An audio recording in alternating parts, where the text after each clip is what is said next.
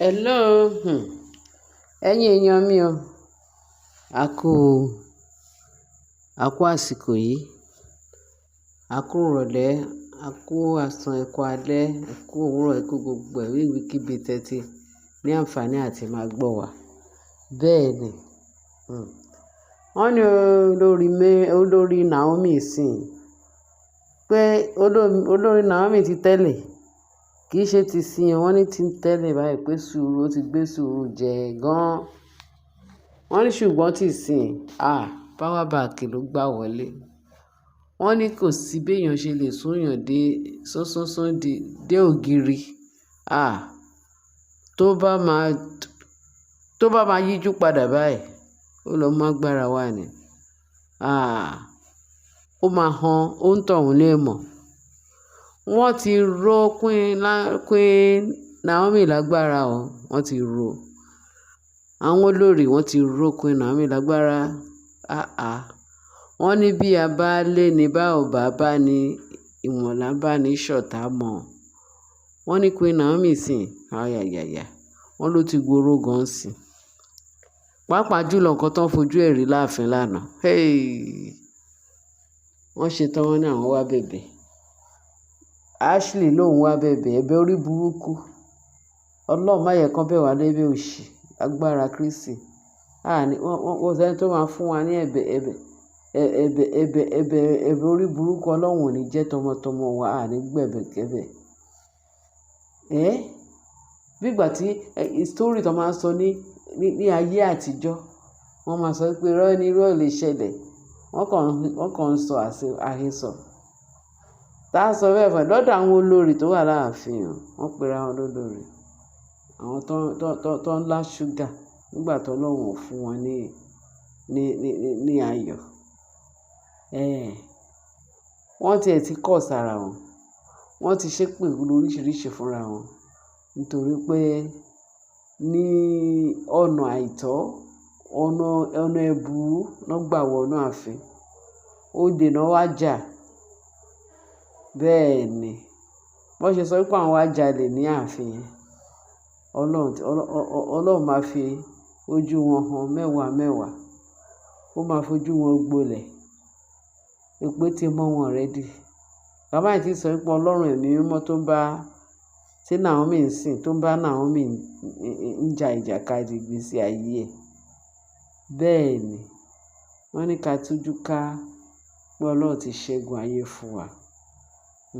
Àwọn ọmọ Ọlọ́run ló ń jẹ́ bẹ́ẹ̀. Pé ìlérí yẹn wà fún, kì í ṣe àwọn oníṣẹ́ ibi.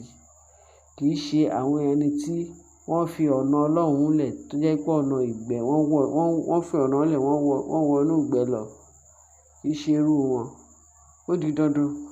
Ọlọ́run máa jà fún Naomi, ó máa jà fún Tádéníkáwò. Ẹ wo irú Tádéníkáwò yẹn, ọmọ kékeré tó bẹ̀rẹ̀ sí ní ja ogun láti inú oyún, tó ń ja ogun nítorí àwọn ọ̀tá Ọlọ́run. Wọ́n ń bá Ọlọ́run jà. Wọ́n lè wọ̀ dẹ̀ ni o. Ẹni tó bá bá Ọlọ́run jà pé èèwọ̀ ni. Wọ́n ń bá Ọlọ́run jà. Lẹ́yìn orí ìgbésí ayé wọn torí wọn ò fi ijọ́ kankan fi ṣe rere. Ọkàn wọn ò balẹ̀. Bọ́n ṣe ń wá láti pa ọmọnìkejì lára. Bọ́n ṣe ń wá láti máa lépa ọmọnìkejì sí láburú. Báwo lọkàn wọn ṣe fẹ́ balẹ̀? Báwo nínú wọn ṣe fẹ́ dùn? Àwọn àti Ọlọ́run ló ń jìjàkadì yẹn. Ìjàkadì tó ń bá lọ́rùn pé wọ́n ń bá Naomi jà. Àwọn àti Ọlọ́run tó ọ̀dẹ̀ mọ̀. Òpè ni wọ́n. Wọn ò mọ ẹni tó ń bá jà. Wọ́n ní Ashley lọ ẹ̀bẹ̀kẹ́bẹ̀ pé wọ́n rán ẹni ṣe ẹrú, wàá dẹ̀ fi tọmọ jẹ. Wọ́n ní slave náà máa ń pè wọ́n. Wọ́n ní slave, they are all slaves. Tí ò bá jẹ́ pé slave ni wọ́n. Nígbà tẹ́ fi ilé yín lẹ̀, ẹ fi ilé àtọ̀nà yín lẹ̀ tó yẹ kẹ́ fèsì matrimonial home ní kẹ́ tún ṣe. Tún ṣe. Ẹ dẹ̀ wá sílé onílé, ẹ bẹ̀rẹ̀ sí ní scatter. Báwo nínú Ọlọ́run ṣe fẹ́ dùn sí yín? Inú Ọlọ́run ò lè dùn sí wọn. Torí wọ́n really wá láti ilé tiwọn. Wọ́n scatter ilé wọn. Wọ́n gba èṣù láàyè tí èṣù bá wọn ba ilé ayé wọn jẹ́, ó ba ilé wọn, ó ba ilé àtọ̀nà wọn jẹ́, wọ́n wá sí ilé onílé, wọ́n ní nǹkan tí wọ́n rò pé bí Sátánì ṣe ba ilé wọn yẹn jẹ́ lọ́lọ́run ṣe fẹ́ gbà wọ́n láàyè nílé onílé, ilé onílé tó ti tòrò, tó ti tùbà, tó ti tùṣẹ́, wọ́n wá bẹ̀ wọ́n làwọn fẹ́ wá dàrú. Ọlọ́run ò lè gbárù àwọn èèyàn bẹ́ẹ̀ yẹn láàyè. Ìdààmú wàhálà ni Ọlọ́run máa gbé sí irú àwọn tọ̀hún yẹn lágbádá. Hílàhílo ilé ayé gan kò jẹ́ kán gbádùn. Bẹ́ẹ̀ ni, tó bá yẹ pé bí mo ṣe máa ń sọ pé tó bá pè mí ni wọ́n, nígbà tí mo mọ̀ pé ẹ fi ilé yín lẹ̀ o, ẹ wá cheat ilé, ẹ wá sílé onílé kẹ wá máa cheat ẹ dẹ̀ fi ra yín sípò tó gbà yín, ẹ wá tún ṣe gàlégàlé nílé onílé. Ẹni ẹlẹ́ni ó dá lójú ẹ, ó ní kóun kúkú lọ mú ìyàwó òun padà torí òun rò pé bóyá àṣìṣe tóun ń ṣe pé bóyá ó máa bá wọn lára mu. Àṣìṣe olóògùn ó ní lá. Bí iwájú ò ṣe padà, iwájú ò bá ṣe é lọ, ṣèbí ẹ̀yìn á ṣe padà. Òun ló jẹ́ kí kábíyèsí padà pé kóun kúkú lọ mú ìyàwó ẹ̀. Ọlọ́run ṣeun. Kẹ́dẹ̀ máa wò, kábíyèsí is the luckiest person nílé ayé yìí. Ó dẹ̀ padà lọ mú ìyàwó ẹ̀, ìyàwó rẹ̀ tí bímọ sẹ́gbòmí kò tí ì lọ fẹ́ ọkọ mi. So kí ló yẹ kó ṣe? Ó máa bẹ̀bẹ̀, ó máa pọ́n ìyàwó ẹ̀ lé pé má bínú ìyàwó mi. Àṣìṣe olóògùn, mo ti realize mistake mi. Òun ni gbogbo èyí tí kábíyèsí ń ṣe. Táwọn olórí sọ pé, ṣáwọn olórí náà ni àwọn tó ń pera wọn lólórí, tán láwọn fẹ́ kú. Torí wọ́n tiẹ̀ ti ń sọ. Ìyá Mariam sọ pé àfi tóun bá kú nìkan ni Naomi lè wá sínú ààfin.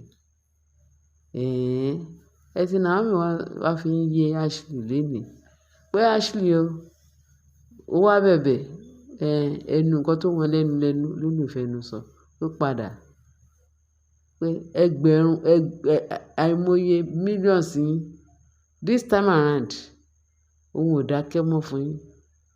Ẹ lọ pọ̀ sí ẹ̀ tí tò. Ẹ̀ tí tò pé ẹ lọ pọ̀ sí. Òun ò gba ẹ̀bẹ̀ o.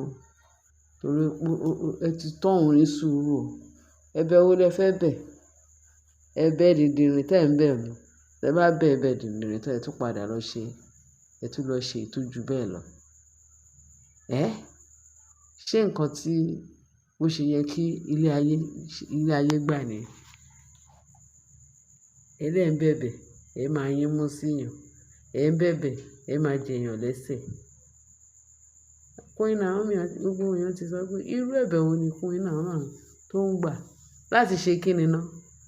Wọ́n ń bẹ̀ lẹ́bẹ̀ ìkà.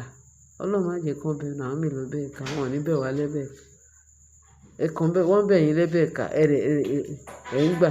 Ìyanu ti dáríjì. Irú ìdáríjì wo nìyẹn? Wọ́n wá ń wo size bí Naomi ṣe jẹ́. Wọ́n wá ń wo bí how far, bí gbogbo everything. Bóyún ṣe ń ga sí, bí ìṣe Naomi ṣe ń ṣe. Wọ́n wá ń wájà, wọ́n ń wá ọ̀jọ̀gbọ́n. Naomi lóhùn bẹ̀bẹ̀. Wọ́n ní Naomi lénìí ó sọ fún Ashley pé kán lọ. Pé kó máa lọ, òun ò gbé ẹ̀bẹ̀ anybody.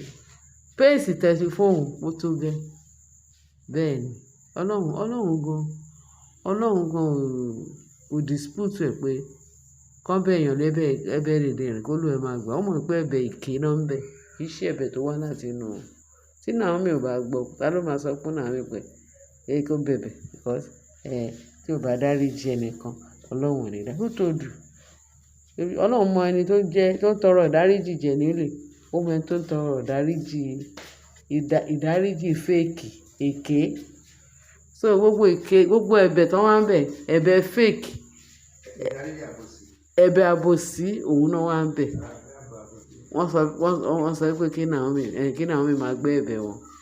Ẹ̀bẹ̀ orí burúkú ló wà lẹ́nu wọn. To hell with their ẹ̀bẹ̀.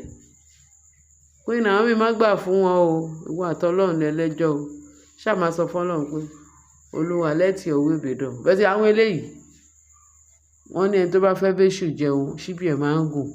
Tètè lé wọn síta tèfètèfè. Kí ni for Naomi tí ẹ̀ ń jẹ́ kán máa wọ church? Irú àwọn security wo ni Naomi gbé sí gate? Tó jẹ́ kí ṣé gbogbo wọn tí mọ irú ẹ̀dá tí wọ́n sì mọ̀ àwọn orogún Naomi, wọ́n sì mọ̀ wọ́n dáadáa tó fi di pé ṣe náà ń gbà wọ́n láàyè. Wọ́n wá sí church, wọ́n á wá sọ pé àwọn ń bẹ̀bẹ̀ orí burúkú.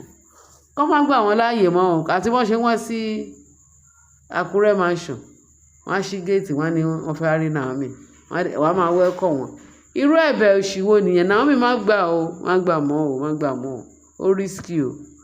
Ìtọ́ ti fojú ẹ̀ hàn mẹ́wàá mẹ́wàá ti tó gẹ́ o. Ó ti tó o. Wọ́n ní igi gọgọrọ má gúnni lójú o, òkèèrè láti ń yẹ̀ o. Kó tètè bẹ̀rẹ̀ sí ní máa bá ẹsẹ̀ sọ̀rọ̀, kó máa bá ẹ̀dọ̀fín àti òróró ẹ̀, kó máa bá rẹ̀ sọ̀rọ̀, kó fi ahọ́n ẹ̀ka eyín ẹ̀ o. Báyìí káwọn pípù yẹn ṣùgbà ni wọ́n o. Adẹ́tẹ̀ ni wọ́n dẹ̀ pẹ̀lú, wọ́n lè dá wàrà nu, wọn ò lè fún wàrà o.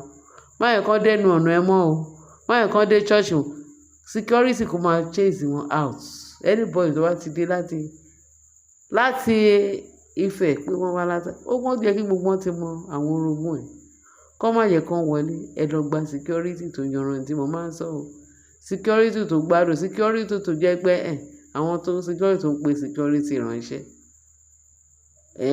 Kí kábíyèsí kó gbà fún Naomi. Naomi pẹ̀lẹ́ rí, ìwọ náà wà capable. Lọ gba security tó yanrantí. Kẹ́ máa screen àwọn tó máa wọnú ààfin. Inú church, má yẹ kán wọ church anyhow, má dẹ̀ jẹ́ kán wọlé anyhow. Ẹ̀yin èèyàn mi, ẹ ṣé bẹ́ẹ̀ ṣe ń tẹ́tí sí wa. Wọ́n bọ́ ọ̀rọ̀ tí mo fẹ́ ká gbọ́ lágbọ́ yìí, kẹ́dẹ̀ fi ìtókù sí comment section. Ká jọ jíròrò papọ̀. Ẹ ṣé bẹ́ẹ̀ ṣe ń tẹ́tí sí wa. Bá a share, kẹ́ bá a comment. Kẹ́dẹ̀ bá wa fi ìtókù sí comment section. Ẹ ṣé gan bẹ́ẹ̀ ṣe ń tẹ́tí sí wa. Bye.